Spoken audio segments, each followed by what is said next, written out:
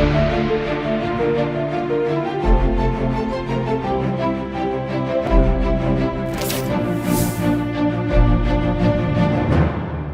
के बाद आप सभी का स्वागत है सी न्यूज़ भारत में। नमस्कार, मैं हूं रत्ना। वक्त हो गया उत्तर प्रदेश बुलेटिन का। बात होगी ललितपुर की, जहां ग्राम कारीटोरन में पंच कल्याणक प्रतिष्ठा महोत्सव का 5 दिवसीय धार्मिक आयोजन गजरत फेरी के साथ सानंद समापन के साथ संपन्न किया गया। साथ ही बात होगी फर्रुखाबाद की, जहां अंतर्राष्ट्रीय हिंदू परिषद और बजरंग दल की नई कार्यकारिणी घोषित की गई है। तमाम खबरों पर विस्तार से चर्चा करेंगे। ललितपुर के ग्राम कारीटोरन में पंच कल्याणक प्रतिष्ठा महोत्सव का 5 दिवसीय धार्मिक आयोजन गजरत फेरी के साथ सानंद समापन के साथ संपन्न हुआ, जिसमें डिप्टी सीएम केशव प्रसाद मौर्य भी शामिल हुए और धर्म लाभ लिया।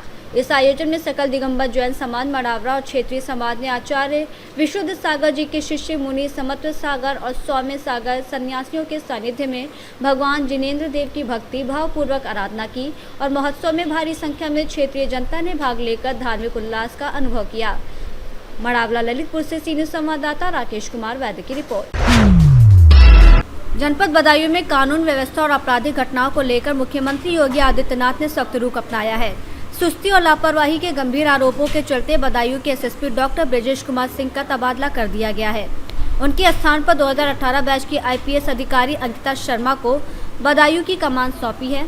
बता दें कि एचपीसीएल बायोगैस प्लांट में हुए 2 बड़े अफसरों की हत्या के बाद जिले में दहशत का माहौल था।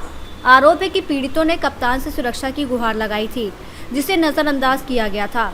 ब्रजेश कुमार सिंह को पद से हटाकर अब प्रतीक्षा सूची अधीक्षक लखनऊ के पद पर भेज दिया गया है। लापरवाही पर घटना के बाद कप्तान ने आनंद फानन में थाना प्रभारी और हल्का प्रभारी को निलंबित तो किया था, लेकिन सूबे के मुखिया ने कप्तान की कार्यप्रणाली को झोलझाल और सुस्त मानते हुए खुद पर उन पर कार्रवाई की है। बदायूं पुलिस प्रशासन पर लगे गंभीर आरोपों और मुख्यमंत्री के कड़े रुख ने स्पष्ट कर दिया है कि सुरक्षा व्यवस्था में किसी भी प्रकार की कोताही बर्दाश्त नहीं की जाएगी। बदायूं से सी न्यूज़ संवाददाता आकाश तोमर की रिपोर्ट। फर्रुखाबाद में रेलवे रोड स्थित मोहन पैलेस में अंतर्राष्ट्रीय हिंदू परिषद और राष्ट्रीय बजरंग दल की संयुक्त बैठक में नई कार्यकारिणी घोषित की गई। जिले के प्रमुख महामंत्री के रूप में अंगद पांडे उर्फ कोमल पांडे को नियुक्त किया गया। बैठक को संबोधित करते हुए यूपी प्रभारी राजू भारद्वाज ने सनातन धर्म को एकजुट करने का महत्व बताया, जबकि राष्ट्रीय बजरंग दल के प्रदेश महामंत्री अरविंद सेंगर ने गौरक्षा के प्रयासों और संगठन की मजबूती पर जोर दिया। विभाग अध्यक्ष कोमल पांडे ने कहा कि फर्रुखाबाद में संगठन को कमजोर करने के प्रयास अब समाप्त हो गए हैं और नई कार्यकारिणी पूरे दमदारी के साथ कार्य करेगी।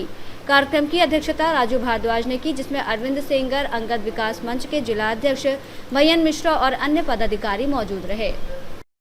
अंतर्राष्ट्रीय हिंदू परिषद राष्ट्रीय बजरंग दल के जिले की बैठक थी, जिसमें आज जिले के पदाधिकारियों की घोषणा हुई।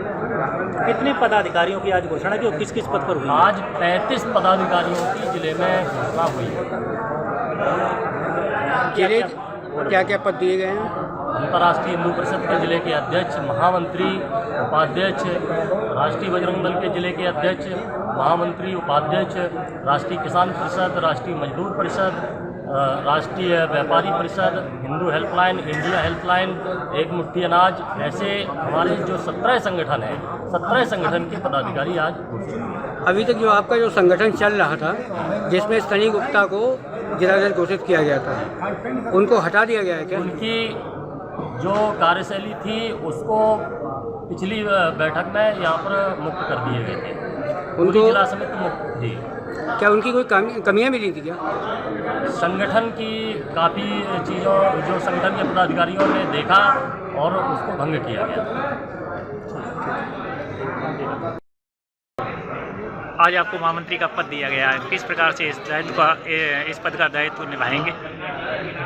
जिला महामंत्री का दायित्व बहुत महत्वपूर्ण दायित्व होता है और उसको निभाने के लिए बहुत ज़्यादा अनुभव और बहुत ज़्यादा धैर्य चाहिए होता है। तो मैं इस बार बहुत आभारी हूँ राजू भाई साहब जी का, अरविंद सेंगर जी का, इन्होंने मुझको महामंत्री पद दिया। एक दायित्व भरा पद है, किसी और के लिए हमको किसी को चिन्हित करने के लिए बहुत कठिन बात है। ठीक है, क्या नाम है आपका? आचार्य अम्बरीश जी महाराज। आज आपको पद सौंपा है, किस चीज़ का सौंपा गया? हाँ, अब जैसी संगठन की इच्छा हो करें, थोड़ा बड़े पदाधिकारी जो भी हैं जो दायित्व देंगे उसे स्वीकारना पड़ेगा। पद तो आपको दिया गया है, क्या दिया गया है आपको आज? हमें विभाग का उपाध्यक्ष बनाया गया है अंतर्राष्ट्रीय हिंदू परिषद से, तो हमने दायित्व को निभाने के लिए हम उपस्थित हैं सरकार आप लोगों के साथ। फर्रुखाबाद से सीनियर संवाददाता आदेश की रिपोर्ट। राजकीय बालिका inter college Hamirpur, PG college Kusheshwar, Shri Vidya Mandir inter college Hamirpur और राजाराम इंटर कॉलेज झलोखर बनाए गए परीक्षा केंद्र। चारों केंद्रों में कुल 3,360 परीक्षार्थी पंजीकृत। पहली पाली सुबह 10 से 12 और दूसरी पाली दिन के 3 बजे से शाम 5 बजे तक होगी। परीक्षा के पहले दिन 1680 परीक्षार्थियों की परीक्षा कराई गई है। व्यवस्था वहीं बता दें कि 15 मार्च को पुनः इन केंद्रों में इतने ही परीक्षार्थी परीक्षा देंगे। हमीरपुर से सीनियर संवाददाता ब्रिजेश की रिपोर्ट। ठाकुरद्वारा में मंडी शिव मंदिर के पास राजकीय आयुर्वेदिक अस्पताल के निर्माण के लिए उप जिलाधिकारी की टीम ने भूमि का निरीक्षण और नापतोल किया। इस दौरान संबंधित विभागों के अधिकारी, मुख्य चिकित्सा अधिकारी डॉक्टर अमरदीप, आयुर्वेदिक विभाग के डॉक्टर धर्मेंद्र कुमार, राजस्व विभाग के हिमांशु चौहान और लेखपाल सहित पालिका अध्यक्ष इरफान सैफी, शिवेंद्र बंधु गुप्ता और मंदिर कमेटी के सदस्य मौजूद रहे। शासन द्वारा इसके लिए आवश्यक धनराशि आवंटित की जा चुकी है और भूमि चिन्हित कर अस्पताल निर्माण की तैयारियां शुरू होने की संभावना जताई जा रही है। नए आयुर्वेदिक अस्पताल के निर्माण से क्षेत्रवासियों को आयुर्वेदिक चिकित्सा की सुविधा नजदीक मिल सकेगी और उन्हें इलाज के लिए दूर नहीं जाना पड़ेगा, जिससे स्थानीय लोगों के लिए स्वास्थ्य सेवाओं में सुधार और लाभ सुनिश्चित होगा। आज जो है ठाकुरद्वारा मंडी शिव मंदिर के पास नगर पालिका चेयरमैन और कुछ मंदिर के कमेटी कार्यकर्ता, उनके साथ आप भी थे, आप भाजपा के वरिष्ठ कार्यकर्ता के रूप में कार्य करते हैं, तो सर क्या प्रकरण था? यहाँ पर शासन द्वारा राजकीय आयुर्वेदिक चिकित्सालय का निर्माण होना है। पहले एक जगह इसका निर्माण शुरू हो गया था, वहाँ मणि के कार्यकर्ताओं ने विरोध करा, तो शासन प्रशासन ने मिलकर उसकी जगह ये 612 नंबर है उसमें जगह चिन्हित की है। अब नगर पालिका के चेयरमैन और राजस्व विभाग के लेखपाल और सब लोगों की उपस्थिति में ये तय हुआ है कि अब जो आयुर्वेदिक चिकित्सालय बनेगा वो 612 की संख्या में बनेगा, घाटा संख्या बनेगा। इस पर सबकी सहमति हो गई है। चेयरमैन साहब ने सहमति दे दी है और सब लोगों में से सहमति हो गई है। लगभग 2-4-5 दिनों में निर्माण शुरू हो जाना चाहिए। सर इसका निर्माण कौन कराएंगे? ये तो सरकार करा रही है, शासन द्वारा है। 35 से 1 लाख रुपए सैंक्शन हुए इसके लिए। जी डॉक्टर साहब अभी बता रहे थे कि डॉक्टर साहब की उसमें कोई भूमिका। अरे डॉक्टर को आयुर्वेदिक चिकित्सालय के डॉक्टर ही थे वो। क्या नाम है सर उनका? उनका नाम तो धर्मेंद्र जी। धर्मेंद्र जी हैं। तो सर और किस तरह कोई व्यवधान तो नहीं आया? व्यवधान तो पहले था। अच्छा, अब तो यहाँ जी कोई नहीं है। अब तो नगर पालिका ने कह दिया और एचडीएम साहब से बात हो गई थी। एचडीएम साहब ने ये टीम भेजी है, डीओ से बात हो गई, जो इनके मुख्य चिकित्सा अधिकारी हैं आयुर्वेद के, अमरदीप जी, उनसे मेरी बात हो गई।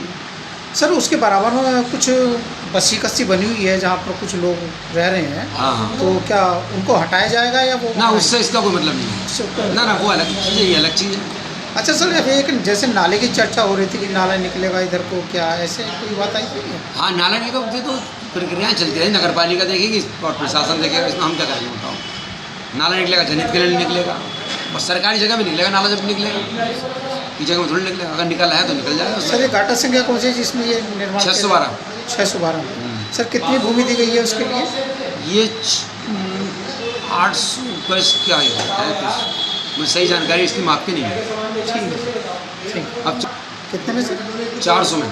400 गज में तैयार हो। सर कौन सा अस्पताल होगा ये? राजकीय आयुर्वेदिक चिकित्सालय। नाप तोल का मुझे सही जानकारी नहीं है इसकी। ठीक है सर। ठाकुरद्वारा मुरादाबाद से सीनियर संवाददाता देश रतन सिंह चौहान की रिपोर्ट। बुलेटिन में फिलहाल इतना ही। देश और दुनिया की तमाम बड़ी खबरों के लिए देखते रहिए सी न्यूज़ भारत।